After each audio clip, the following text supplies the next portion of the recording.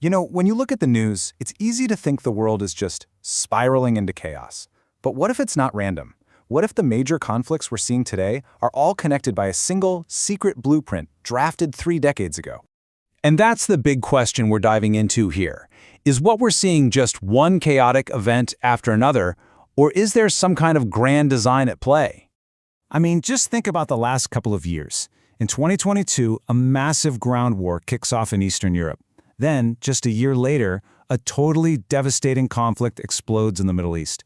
On the surface, they seem like completely separate, tragic events. But the analysis we're digging into today says, hold on a second. These things might share a common thread, a master plan for American foreign policy that was written all the way back in 1992. So to really get this, we have to rewind the clock. We've got to go back to where this whole story starts, the world right after the Cold War, where this alleged blueprint was born. The year is 1992. The Berlin Wall has fallen. The Soviet Union is gone. The Cold War is over. And for America, the big question is, what now? What's our role in this completely new world?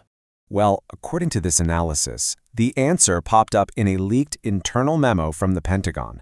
And just look at the top of the page there, secret/no foreign. That means not for foreign nationals. This thing was not meant for public eyes. It was a draft of America's new grand strategy. It didn't take long for it to get an unofficial nickname, the Wolfowitz Doctrine. And its goal? Well, it was unbelievably simple and incredibly ambitious, to make sure that the United States would stay the world's one and only superpower. Forever. So, how are they going to pull this off? Well, the original draft laid out a pretty clear 3-step plan. First, stop any new rival from ever rising up. Second, make sure any potential competitors know they shouldn't even think about challenging the US.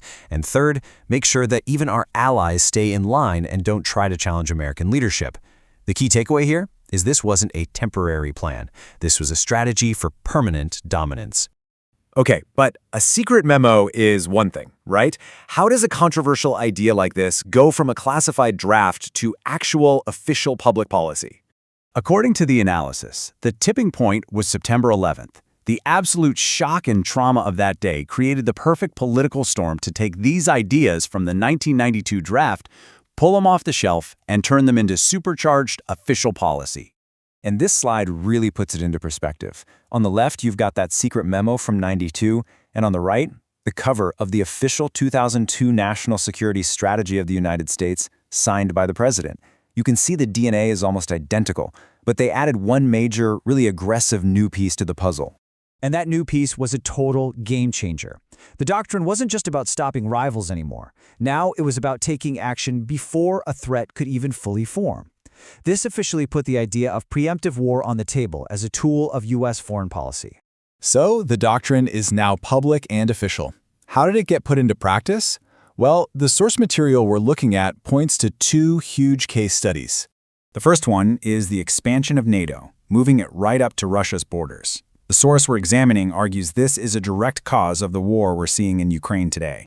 And this timeline really shows you how it all went down. After the Cold War, the source alleges that promises were made not to expand NATO eastward. But over the next 20 years, that's exactly what happened.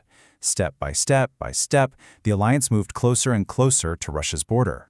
The analysis calls it an intentional encirclement, and it says the breaking point was 2014, when the pro-Russian president in Ukraine was ousted, an event the source describes as a US-backed coup designed for regime change. All right, the second case study shifts our focus to another great power, China. So how did the doctrine get applied there? This chart tells a really interesting story, kind of a search for an enemy story. After the Cold War, you can see military spending starts to go down. Then, boom, 9/11 happens, and spending just skyrockets for the war on terror. But according to this analysis, as the war on terror started to wind down, a new threat was needed to justify this gigantic budget. And what happened? Almost right on cue, the pivot to Asia gets announced. Official documents start to label China as the next great power rival. The argument here is that this was a necessary next step for a doctrine that always requires a competitor to contain. So that brings us to the final, and maybe the most important part of all this. After 3 decades of this grand strategy, what actually happened? What were the results? Did it work? Was the goal of permanent American dominance actually achieved? Well, the assessment we're examining is, let's just say, it's not a glowing review. This little comparison really highlights the gap between the stated goals and the actual outcomes. The goal was to weaken rivals like Iran, but the source points out that after the Iraq War, Iran's influence in the region got way bigger. The goal was to install friendly governments, but Iraq ended up with a government friendly to Iran. The goal was to defeat anti-US forces, but the Taliban eventually took back power in Afghanistan. According to this analysis, the strategy didn't just fail, it consistently backfired.